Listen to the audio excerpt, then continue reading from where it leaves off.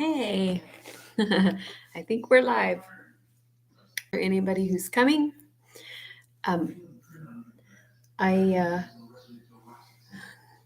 sorry, a little bit.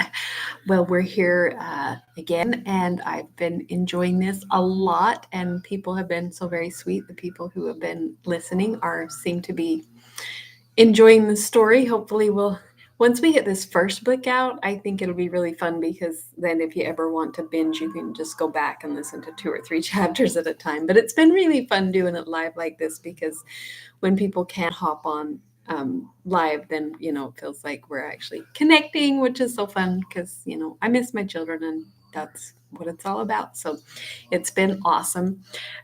One of the things I decided I want to do just randomly for fun is if you want to put in the chat just for fun, what did you have for dinner? And if you're in a time zone somewhere where you're not even close to dinner, what'd you have for dinner yesterday? Just random. But we had steak and loaded baked potatoes, and I mean loaded. They had cheese, butter, salt, cheese, and then tomatoes, green onions, avocados, sour cream, and bacon bits. Oh, they were so yummy. So steak, loaded baked potatoes, steamed carrots and peas. It was yummy. And then I made Nanaimo bars. If you know, you know. They're yummy. Butterscotch Nanaimo bars. I haven't made them for a while. They were so good. So that's what we had for dinner. And then another thing, it dawned on me that I have an online store and I make things and I sell them. And I thought, people promote their stuff on their channels. Duh, why don't I show off some of the stuff that I've made? So I'll show something, every day before I start the stream. Like, for instance, this. I made this. It's a necklace, has a real daisy in it. Super cute, right? I also make like shelf sitter things. So I have this cute little love. I don't know how well you can see it, but it's full of real flowers. So it's really sparkly, glittery, has real flowers inside of it. So cute. Sits on the shelf. They're cute little gifts, for people who like something like that on their mantle or on their nightstand or whatever. So I make stuff like that. So I will put a link to my store on my homepage so that if anybody ever wants to go see what I have in my store, I make cool stuff. And I will get started. We are on chapter 4. And just to recap for chapter 3. So Kit Tyler came on the boat. She made it to her aunt's house. And they had no idea she was coming. And then they thought she was there for a visit. Turns out she's coming to stay forever. Her grandfather was wealthy and he had a plantation in Barbados. But apparently as he got old, he wasn't able to maintain it or take care of it like he was supposed to. So when he died, he was actually in debt with all the other plantation owners in the area. Thanks, Baya. You're so cute. I love you too. Anyway, so when he died, he left a lot of debt. So she had to sell the plantation, everything they owned to pay off all the debt. So when she was done, she had, her clothes and a few things, and that was it. And she didn't dare write to her aunt and uncle to tell them she was coming because she thought if they say no, she would have nowhere to go. So she just hopped on a boat and showed up at their door and said, okay, I'm here to live with you, which is crazy. But that's where we're at. So we're going to get started with chapter 4. I seriously need to make some bookmarks because I'm not keeping very good track of where we're at. Okay, Witch of Blackbird Pond, chapter 4. As the heavy door shut behind him, the cloud gradually lifted from the room. Rachel moved nervously to the table and began to wrap the leftover cornbread in a clean linen napkin. Before I do another thing, she said, I must take this to Widow Brown. She's still far too weak to fend for herself. Forgive me for leaving you, Catherine, but I'll be back in no time at all. In no time, echoed Judith bitterly as her mother hurried out into the foggy morning. Just as soon as she's built up the fire and made gruel and tidied the whole cabin, with more than a day's work waiting here at home. Why, Judith, Mercy rebuked her gently. What would you have her do? You know what the scriptures tell us about caring for the poor and the widows. There's no scripture saying mother has to be the one to do all the caring, Judith retorted. She wears herself out over people like Widow Brown. And honestly, Mercy, if mother were ill, how many of them do you think would lift a finger to help? I'm sure they would, said Mercy promptly. Besides, that's not the point. You'll give Kit a fine impression of us, Judith, and anyway, we'd better start on the work that's waiting right here. Judith did not move. Her attention had turned again to the row of trunks. Do you mean to say that every one of those trunks is full of dresses like the one you have on? Well, dresses and petticoats and slippers and such. You have the same things yourselves, don't you? Mercy's laugh was a ripple of silver. But we don't. We can't even imagine. I can, said Judith. I've seen the ladies in Hartford, Kit. How soon are you going to open them? Right now, if you like, said Kit willingly. Mercy was shocked. Judith, what will our cousin think of us? There is all the work to be done. Oh, Mercy, there's always work. I don't know, said Mercy doubtfully. Father says the Lord loveth not idleness, but then the Lord doesn't send us a new cousin every day. Perhaps he would forgive us for a little rejoicing. Oh, excuse me. Oh, come, Kit, show us now, urged Judith, taking advantage of her sister's uncertainty. Kit was only too willing. As the first lid opened, all constraint was gone. Kit had never known many girls her own age. Her own eagerness rose at the sight of the two eager faces so close to hers. How amazing that a few clothes could cause such excitement. Kit felt a surge of generosity that was new and exhilarating. You know, it's interesting. Side note, when people have a lot or are wealthy, they can't even conceive of people who don't have very much, how excited they are, how neat it is to see. Like these girls probably have, one, maybe two dresses apiece. To see trunks full of beautiful clothes would be crazy, right?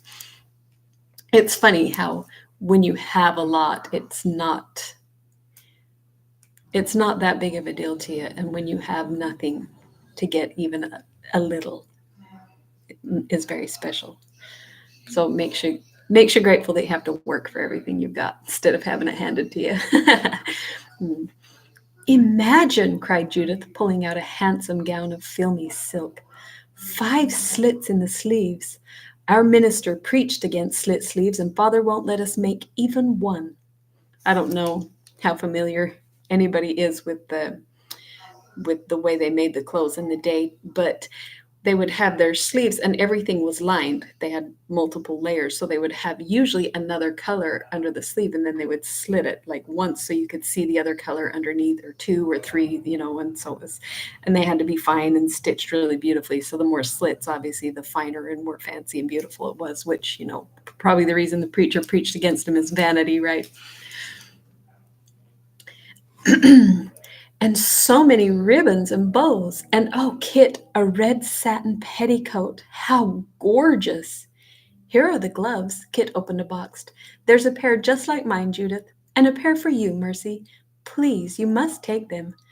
Judith had the gloves on before the sentence was finished and stood stretching out her slender arms admiringly.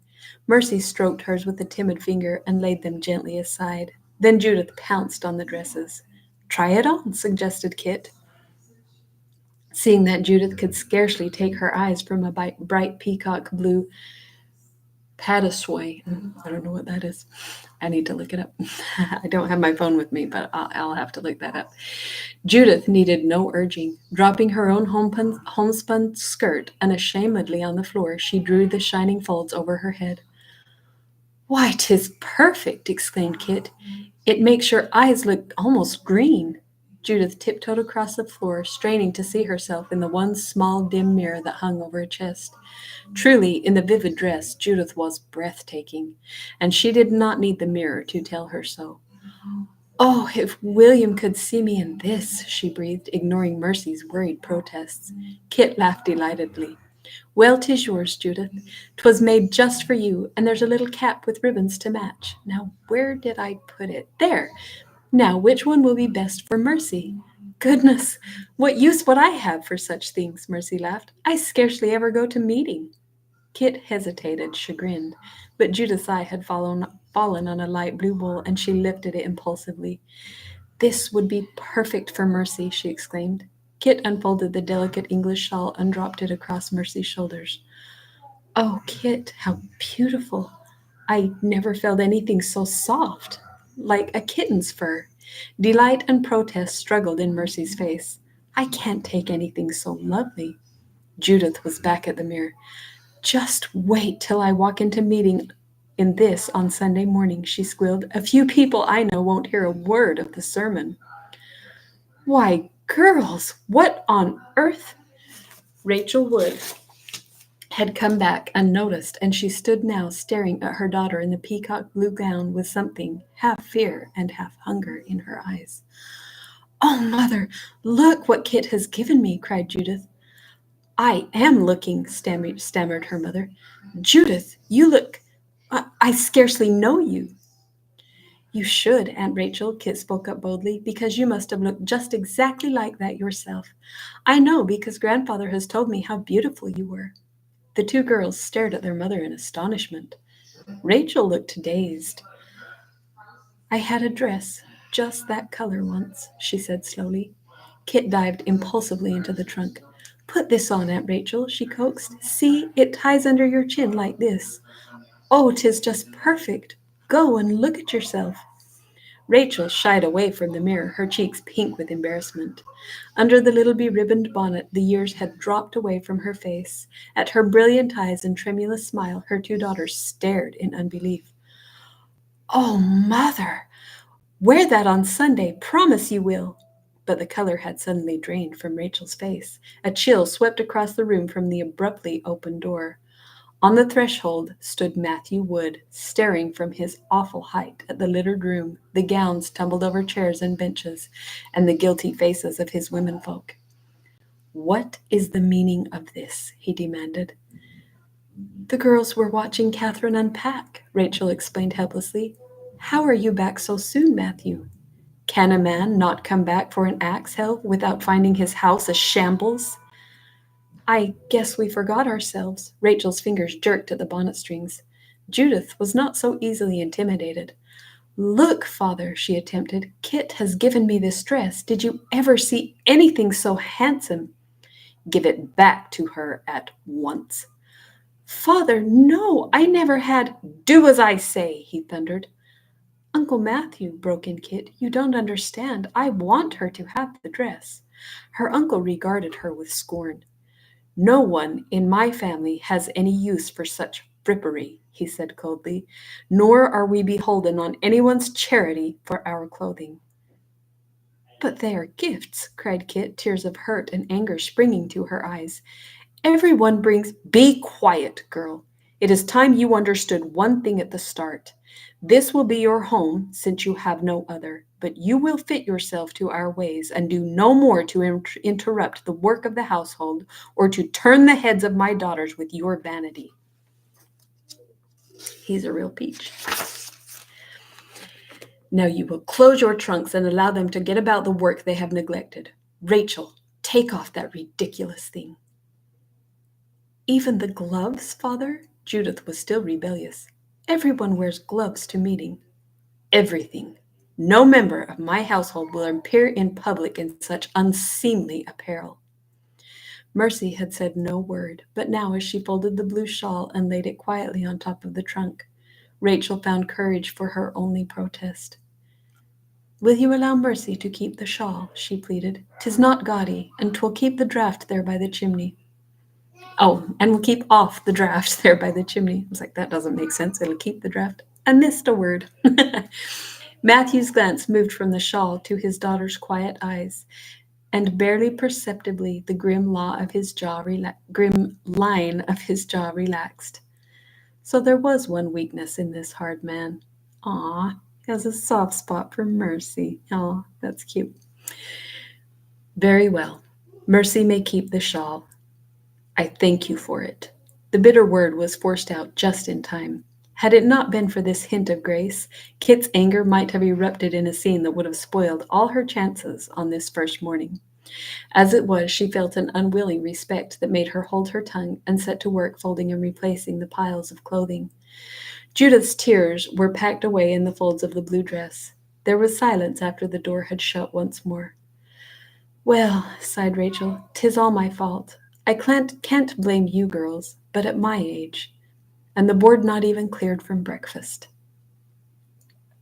Kit looked at the table curiously. Don't the servants do that? She inquired. We have no servants, said her aunt quietly. Surprise and chagrin left Kit speechless. I can help with the work, she offered finally, realizing that she sounded like an overeager child. In that dress? Judith protested. I'll find something else. Here, this calico will do, won't it? To work in? Disappointment had put an edge to Judith's tongue. 'Tis all I have, retorted Kit. Give me something of yours, then. Judith's cheeks went scarlet. Oh, wear that one. You can help Mercy with the carding. You won't dirty yourself at that. Kit shortly repented her offer. For 4 mortal hours she sat on a wooden bench and struggled to grasp the tricky process of carding wool. Mercy demonstrated on 2 pieces of thin board to which were fastened strips of leather set with hooked wire teeth. From a great pile of heavy blue wool she pulled a small tuft, caught it with the wire teeth of one board, and drew it across the second board till the fibers were brushed flat. Isn't the color pretty? She inquired. Mother promised Judith that if she helped with the shearing this year, we could buy some indigo from the West Indies. Judith hates handling the greasy wool and washing it, but she will be happy with the blue cloth. In one deft motion, she plucked the wool from the teeth and rolled it into a fluffy ball. It looked so easy, but the moment Kit took the wool cards into her hands, she appreciated Mercy's skill. They were such awkward things. The wool fluffed and stuck to her fingers and snarled in clumps. She suspected she suspected that Judith had chosen this task on purpose. You're getting the knack, approved Mercy when a few misshapen little balls finally lay in the basket. Kit eyed the great heap of wool. You have to do that, all by yourself. Oh, the others help between times. But of course there are so many things I can't do. You don't know how nice it is to have you to help. 'Tis a marvel how much faster the work goes when there's someone to talk to. Fast! All this time, and that great pile hardly touched. But Mercy had sounded sincere. How dreary it must be for her, working here day after day. Kit was ashamed of her own impatience. Suddenly, under Mercy's friendly smile, the question that had been troubling her all morning burst out. Do you think I did wrong, Mercy, to come here? You did exactly right, smiled Mercy. But your father doesn't mean to be unkind. It has been very hard for him here in Connecticut. In the months since her grandfather died, there had been no one whom Kit could trust. Now she found herself saying the words she had never dared to speak. I had to come, Mercy. There was another reason. I couldn't say it this morning, but there was a man on the island, a friend of grandfather's. He used to come often, and afterwards I found he had lent grandfather money, hundreds of pounds. He didn't want the money back. He wanted me to marry him. He tried to make me think that grandfather had wanted it, but I'm sure that was not so. He wanted to pay everything. He would even have kept the house for us to live in. Everyone expected me to marry him. The women kept telling me what a wonderful match it was. Kit, how could they? Was he dreadful? No, he wasn't really. He was very kind, but Mercy, he was 50 years old, and he had pudgy red fingers with too many rings on them. You see, Mercy, why I couldn't wait to write? You do see why I can't go back, don't you? Of course you can't go back, said Mercy firmly. Her hand reached for Kit's and pressed it warmly. Father has no intention of sending you back. You will just have to prove to him that you can be useful here. By the end of that first day, the word useful had taken on an alarming meaning. Work in that household never ceased and called for skill and patience, qualities Kit did not seem to possess. Imagine never having worked in your life, grown all the way up to, I think she's 18, 16. But she's never done anything. She's had slaves and servants her whole life. Imagine suddenly having to actually do something. That's good for her. There was meat to be chopped and vegetables to prepare for the midday meal. The pewter mugs had to be scoured with reeds and fine sand. There was a great kettle of soap boiling over a fire just behind the house, and all day long Judith and her mother took turns stirring it with a long stick. Judith set Kit to tend the stirring while she readied the soap barrel. Kit tried to keep a gingerly distance from the kettle. The strong fumes of lye stung her eyelids, and stirring the heavy mass tired her arms and shoulders. Her stirring became more and more half-hearted till Judith snatched the stick in exasperation. "It will lump on you," she scolded, "and you can just blame yourself if we have to use lumpy soap all summer." Toward evening, they set her the easiest task they could devise, the making of corn pudding. The cornmeal had to be added to the boiling kettle a pinch at a time. Before half of it was consumed, Kit's patience ran out. The smoke made her eyes water, and there was a smarting blister on one thumb. She suspected that Judith had invented the irksome procedure just to keep her busy, and in a burst of resentment she poured in the remaining cupful all at once. She learned her mistake when the lumpy, indigestible mass was ladled onto her wooden trencher. There was nothing else for supper. After one shocked stare, the family downed the mess in a silence that made Kit writhe. That would be pretty embarrassing. After the candles were lit, Rachel and the two girls picked up skeins of yarn and began to knit as Matthew drew the great Bible toward him from across the table. Matthew's voice was harsh and monotonous. Kit could not keep her mind on the words. Every muscle in her body ached with weariness. As the reading went on and her head grew heavier, and twice she jerked herself painfully back from the brink of sleep. The others, intent on their knitting, did not notice. Only when her uncle closed the book and bent his head for the long evening prayer did the clicking needles cease. Kit, in her eagerness, went up ahead with a candle into the chilly bedchamber, but once there she remembered that in the morning she would need a fresh gown from the trunks to replace the soot-stained calico.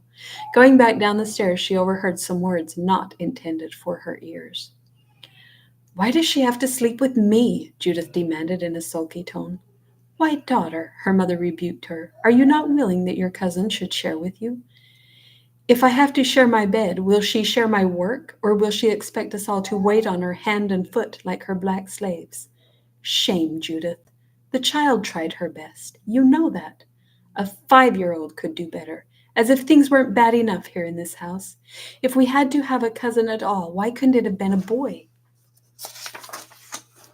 "A boy?" Rachel's answer was a long sigh. "Yes, a boy would have been different, that's true. Poor Matthew." Turning, Kit fled up the stairs. When Judith came to bed, she was already under the covers, huddled far over to one side of the wide bed, her face hidden against a damp pillow. For a long time after Judith blew out the candle, Kit lay rigid, fearful that a single sniff might give her away. But the feather mattress was deliciously soft, and her weary nerves gradually relaxed. Suddenly, however, she sat straight up. "What was that?" she quavered, forgetting her pride. "What was what?" yawned Judith crossly. The long, eerie noise sounded again. "Indians?" "Oh, that's only a wolf," scoffed Judith. "Goodness, you're not making all that fuss about one old wolf. Wait till you hear a pack of them." That's the end of chapter 4. I've, like I've said several times, I haven't read this book probably in 30 years. And I'm surprised how much of it I remember, but how much I don't remember too, because, some stuff is coming back, but it's kind of fun to go back to it. And I'm liking it. I kind of thought, well, as a teenager, what if it's kind of lame? But I'm liking it. I'm enjoying it. So there goes chapter 4. We will continue with chapter 5 tomorrow. I'll see you all there. And I just, for my sweeties, I love you guys so much. You're just the light of my life. And for everybody else, I love you too. Thanks for coming, and we will see you tomorrow. Bye-bye.